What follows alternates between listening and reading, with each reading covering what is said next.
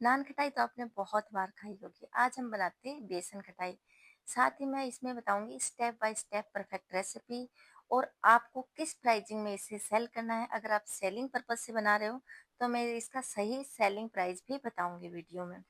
And आज हम cup से भी मेजरमेंट करेंगे, साथ ही में ग्राम्स में भी ये रेसिपी बताऊंगी। तो चलिए रेसिपी शुरू करते हैं। तो यहाँ सबसे पहले हम एक बाउल लेंगे, उसमें हम डालेंगे देसी घी। हमें देसी घी लेना है, बटर नहीं लेना है। और घी हमारा थोड़ा इस तरीके से जमा हुआ होना चाहिए। अगर आपका घी पिघला हुआ है तो आप उसको 10 मिनट के लिए फ्रिज में रख देना। तो हमने यहाँ पे 2/3 कप घी लिया है। और ग्राम्स में अगर नापे तो हमने 160 ग्राम यहाँ पे घी लिया है। और घी को हम एक बाउल में डाल देंगे। ध्यान रखना कि घी हमारा जमा हुआ होना चाहिए, बहुत ज़्यादा सॉलिड नहीं होना चाहिए। लेकिन जैसे मेरा जमा हुआ ना, थोड़ा थिक होना चाहिए, पतला नहीं होना चाहिए, पिघला हुआ घी नहीं लेना है। एंड इसके बाद हम लेंगे यहाँ पे पिसी हुई चीनी। चीनी एकदम हमें बारीक पिसी हुई लेनी है। और जितना हमने घी लिया सेम क्वांटिटी में हमें चीनी लेनी है। मतलब 2/3 कप हमने घी लिया था, 2/3 कप ही हमें चीनी लेनी है। ग्राम्स में अगर नापे तो 160 ग्राम हमें चीनी लेनी है और 160 ग्राम ही हमने घी लिया है। और इसको हम अच्छे से एक ही साइड में अच्छे से मिक्स कर लेंगे। हमें तब तक मिक्स करना है जब तक एक फ्लफी सा हमारा बैटर बनके तैयार ना हो। एकदम परफेक्ट क्रीमी टेक्सचर आने तक हमें इसको मिक्स करना है। आप चाहे तो यहाँ पे बीटर की भी हेल्प ले सकते हैं और चाहे तो इससे हैंड मिक्सर से ऐसे मिक्स भी कर सकते हैं। थोड़ा सा टाइम लगेगा, 2 से 3 मिनट, लेकिन अच्छे से ये मिक्स हो जाएगा। देखिए हमारा बैटर अच्छे से फ्लफी हो चुका है। तो अब हम क्या करेंगे कि इसका जो विस्कर है ना वो साइड में रख देंगे। ये जो इसके घी लगा हुआ है वो भी हम निकाल देंगे। चीनी और घी हमारा अच्छे से मिक्स हो चुका है, ये ध्यान रखना है। तो अब हम इसके अंदर हम डालेंगे थोड़ा सा इलायची पाउडर। ये डालना बिल्कुल मत भूलना, इससे बहुत अच्छी खुशबू आती है। इलायची की बहुत ही बढ़िया खुशबू आती है। आपको एसेंस यूज नहीं करना इलायची का। इलायची को बारीक मैंने कूटा है ताजा ताजा, और वो इसके अंदर डाला है। और थोड़ा सा मैंने वेनिला एसेंस भी डाला है। एंड अब हम चलने में डालेंगे बेसन। तो मैंने यहाँ पे बारीक वाला बेसन लिया है। और बेसन हमारा है 240 ग्राम, यानी 1 कप। मेरा 240 ग्राम का ये कप है। तो मैंने यहाँ पे 1 कप बेसन लिया है, 240 ग्राम बेसन लिया है। और फिर इसके बाद हम आधा कप यहाँ पे मैदा लेंगे। मैदा हमारा 120 ग्राम है। इसके बाद हम यहाँ पे सूजी लेंगे। तो यहाँ पे 1/4 कप यहाँ पे सूजी लेंगे। अगर ग्राम्स में नापे तो 60 ग्राम हम यहाँ पे सूजी लेंगे। सूजी भी हमें बारीक वाली लेनी है। और इसके बाद हम लेंगे बेकिंग पाउडर। यहाँ पे बेकिंग सोडा नहीं जाएगा, यहाँ पे जाएगा बेकिंग पाउडर। तो यहाँ पे हमें हाफ टीएसपी बेकिंग पाउडर लेना है।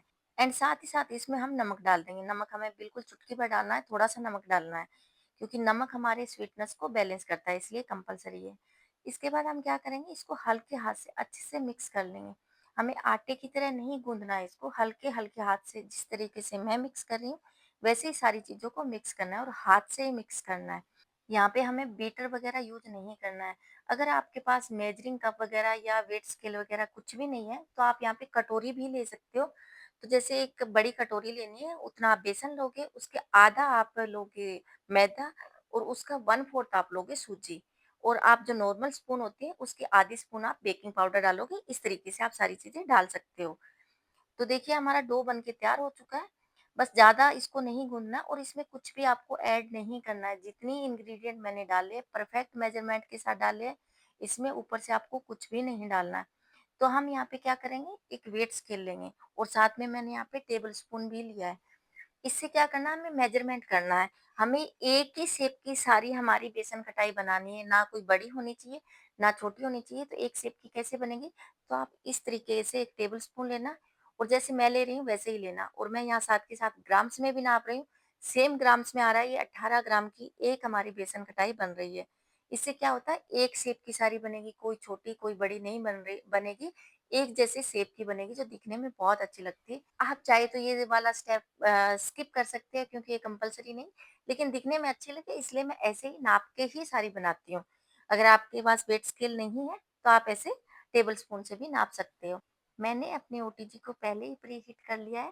फैन मोड ऑन रखा है, 170 डिग्री पे रखा है। And bottom road and upper road दोनों ऑन रखी है। और मैंने 10 मिनट के लिए उसको प्री हीट होने रख दिया है। मैंने जो मेरी बेकिंग ट्रे है उस पे बटर पेपर लगा रखा है। और इस तरीके से हाथ से हम हल्के हाथ से छोटे छोटे गोले बनाएंगे, कुछ भी शेप नहीं देनी है। ये ऑटोमेटिक जब बेक होती है तो शेप ले लेती है। इसके बाद मैं ऊपर में इसके थोड़े थोड़े पिस्ता लगा दूंगी। अगर आपने नया-नया काम शुरू किया, अगर आप होम बेकर हो, तो आप अपने मेन्यू में ज़रूर शामिल करना। आजकल लोग होममेड चीज़ें बहुत पसंद करते हैं और ये घर की बनी हुई है, हमने शुद्ध देसी घी में बनाया, बहुत अच्छे इंग्रीडिएंट लेते हैं हम, बहुत अच्छी बन के तैयार होती है और टेस्ट में ये बहुत ही बढ़िया बनती है। जो लड्डू होता है ना, लगभग लड्डू जैसा टेस्ट आता है क्योंकि इसमें घी भी है, इसमें सूजी भी है। तो इस तरीके से मैंने सारी अपनी बेसन खटाई बना दी है और ऊपर में मैंने थोड़े-थोड़े पिस्ता लगाए हैं। आप चाहे तो यहाँ बादाम लगा सकते हो, कुछ भी लगा सकते हैं। तो मैंने यहाँ पे पिस्ता लगाया है और ये हमने जो बनाई है, ये हमारी बन के तैयार होगी 400 ग्राम्स के लगभग सारी हमारी बेसन खटाई बन के तैयार होगी। जो हमारा इंग्रीडिएंट है, जो मैंने 1 कप बेसन लिया था 2/3 कप मैंने घी लिया था, ये सारी चीज़ों में हमारा 400 से 420 ग्राम के लगभग हमारी सारी बेसन खटाई बन के तैयार होगी। तो आप अपने मेन्यू में ज़रूर शामिल करना, लोगों को पसंद आएगी। रही बात इसकी प्राइसिंग की, तो प्राइसिंग पे ये डिपेंड करता है आप घी कौन-सा यूज़ करते हैं, पहले अपनी कॉस्टिंग निकालना, लेकिन मैं एक मोटा-मोटी आपको प्राइसिंग बता रही हूँ। अगर आप अच्छे वाला घी ले रहे हो, अच्छी इंग्रीडिएंट सारे ले रहे हो, तो आप यहाँ पे 1 ग्राम 1 रुपीज़ के हिसाब से रखना। समझ रहे हो आप? 1 ग्राम 1 रुपीज़ के हिसाब से रखना, मतलब अगर आप 200 ग्राम बेसन खटाई सेल कर रहे हो, तो 200 रुपीज़ की रखना वो। 200 की 200 ग्राम आपको बेसन खटाई रखनी है। ये अच्छा एक प्राइसिंग है। अगर आप प्रीमियम क्वालिटी की पैकेजिंग करोगे, प्रीमियम क्वालिटी के बहुत सारे बॉक्स आते हैं, अगर उनकी पैकेजिंग करोगे तो आप 250 तक इसकी प्राइसिंग रख सकते हो। लेकिन एक नॉर्मल पैकेजिंग के साथ इसको 200 में आप बहुत आराम से सेल कर सकते हो। बहुत रिपीट में ऑर्डर आएँगे, आप ज़रूर इसको शामिल करना। टेस्ट बहुत अच्छा है।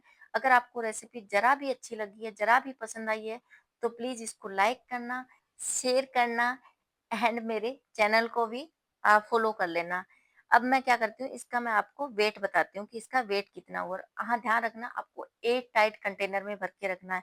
अगर आपको सेलिंग पर्पज़ से नहीं बनाना तो आप अपने घर में सबके लिए बनाइएगा। मार्केट से लाख गुना अच्छी चीज़ें हम घर में खुद बना रहे हैं बच्चों के लिए, तो बहुत हेल्दी वर्ज़न भी है। तो आप घर में भी अपने बच्चों के लिए बना सकते हो। तो मैंने यहाँ पे वेट मशीन रखी है, इसको टेर किया है और एक एयर टाइट कंटेनर रखा है। इसके बाद मैं एक-एक करके सारी बेसन खटाई इसमें डाल दूँगी।